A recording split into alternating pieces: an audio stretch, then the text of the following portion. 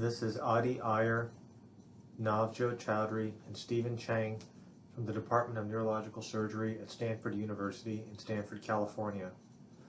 We will be discussing radiosurgery for benign spine tumors and spinal vascular malformations.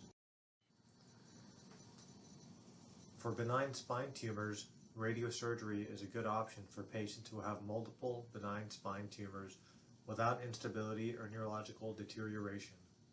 Those patients may benefit from surgery if they have those conditions. Due to the generally good margins, the tumor volume seen on imaging, also known as the gross tumor volume, should be the radiosurgical target. For intradural intramedullary tumors, such as hemangioblastomas, the 3-year control rate is approximately 90%.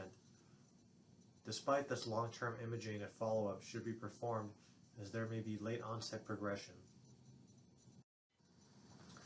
For intradural extramedullary tumors, such as meningiomas, schwannomas, and other nerve sheath tumors, the 3-year control rate is over 90%, with the majority of patients experiencing neurological improvement following radiosurgery.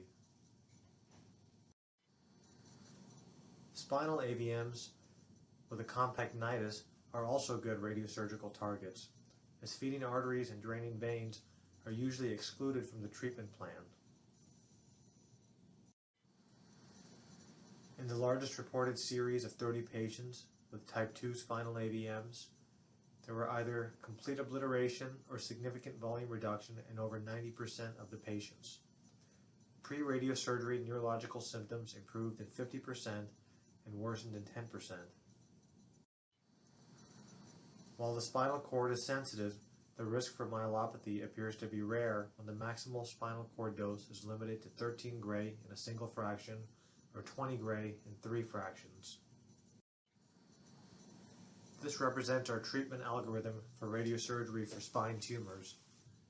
When there is a spine tumor, first we will distinguish between if this is a benign intramedullary tumor or an intradural extramedullary tumor. If it's a benign intramedullary tumor and it's a hemangioblastoma, we would consider stereotactic radiosurgery to the mural nodule. A median dose of 21 gray over 2 fractions is reasonable. For intradural extramedullary tumors, consider it's a meningioma, a schwannoma, or a neurofibroma. In this case, a median dose of 19 gray over 2 fractions is also reasonable. For spinal AVMs, first distinguish, is this a type 2 AVM with a compact nidus, or is it a different AVM? For a type 2 small nidus, generally under 3 centimeters, we would consider radiosurgery. A median dose of 20 gray over 2 sessions is reasonable. For other types of AVMs with more diffuse pathology, non-radiosurgical options may be better. Thank you very much.